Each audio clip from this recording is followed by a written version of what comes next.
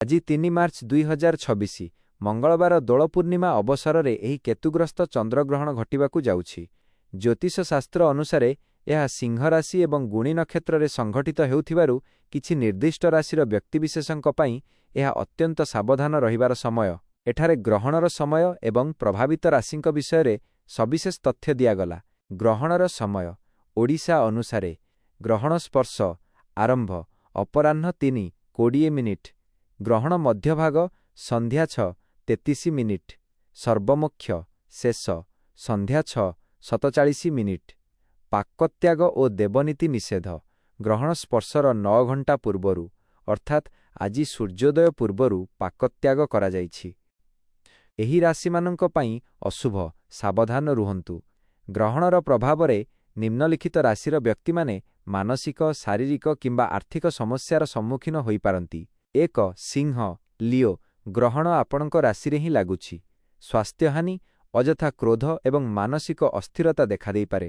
ବ୍ୟକ୍ତିଗତ ଜୀବନରେ ବିବାଦରୁ ଦୂରେଇ ରୁହନ୍ତୁ। 2. ମେଷ ଏରିସ୍ ଆର୍ଥିକ କ୍ଷତି ଏବଂ ସନ୍ତାନମାନଙ୍କୁ ନେଇ ଚିନ୍ତା ବଢ଼ିପାରେ।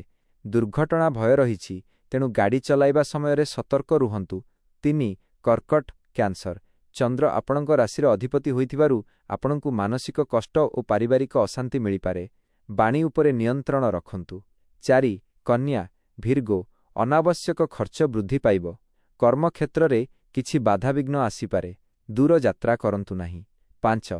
ମକର କ୍ୟାପ୍ରିକନ୍ ଶାରୀରିକ ପୀଡ଼ା ଏବଂ ଗୁପ୍ତ ଶତ୍ରୁଙ୍କ ଭୟ ରହିବ। ଗୁରୁତ୍ୱପୂର୍ଣ୍ଣ ନିଷ୍ପତ୍ତିକୁ କିଛି ଦିନ ପାଇଁ ସ୍ଥଗିତ ରଖନ୍ତୁ। 6. କୁମ୍ଭ ଆକ୍ୱେରିୟସ୍ ଦାମ୍ପତ୍ୟ ଜୀବନରେ କଳହ ଏବଂ ବ୍ୟବସାୟିକ ସମ୍ପର୍କରେ ତିକ୍ତତା ଆସିବାର ସମ୍ଭାବନା ଅଛି। କ'ଣ କରିବେ? ଶୁଭ ଫଳ ପାଇଁ ପ୍ରତିକାର। ଅଶୁଭ ପ୍ରଭାବରୁ ରକ୍ଷା ପାଇବା ପାଇଁ ଜ୍ୟୋତିଷମାନେ ନିମ୍ନଲିଖିତ ପରାମର୍ଶ ଦିଅନ୍ତି। ଜପ କରନ୍ତୁ। ଗ୍ରହଣ ସମୟରେ ଓ ନମଃ ଶିବାୟ କିମ୍ବା ମୃତ୍ୟୁଞ୍ଜୟ ମନ୍ତ୍ର ଜପ କରନ୍ତୁ। ହନୁମାନ ଚାଳିଶା ଭୟରୁ ମୁକ୍ତି ପାଇଁ ହନୁମାନ ଚାଳିଶା ପାଠ କରନ୍ତୁ। ଦାନ କରନ୍ତୁ। ଗ୍ରହଣ ଶେଷ ହେବା ପରେ ସ୍ନାନ କରି ଧଳା ବସ୍ତ୍ର, ଚାଉଳ କିମ୍ବା କ୍ଷୀର ଦାନ କଲେ ଶୁଭଫଳ ମିଳିଥାଏ। ଗର୍ଭବତୀ ମହିଳା ଗ୍ରହଣ ସମୟରେ ବାହାରକୁ ଯାଆନ୍ତୁ ନାହିଁ କିମ୍ବା ଛୁରୀ, କଇଁଚି ପରି ଧାରୁଆ ଅସ୍ତ୍ର ବ୍ୟବହାର କରନ୍ତୁ ନାହିଁ। ଏକ ବିରଳ ସଂଯୋଗ ଆଜି ପୁରୀ ଶ୍ରୀମନ୍ଦିରରେ ମହାପ୍ରଭୁଙ୍କର ରାଜରାଜେଶ୍ୱର ବେଶ ସୁନାବେଶ ଅନୁଷ୍ଠିତ ହେବ, ଯାହା ଗ୍ରହଣ ସତ୍ତ୍ୱେ ଏକ ଅତି ପବିତ୍ର ଓ ବିରଳ ସଂଯୋଗ। ଆପଣ କ'ଣ ଆପଣଙ୍କ ନିର୍ଦ୍ଦିଷ୍ଟ ରାଶି ପାଇଁ ବିଶେଷ ପ୍ରତିକାର ଜାଣିବାକୁ ଚାହାନ୍ତି? ମୁଁ କହିପାରିବି।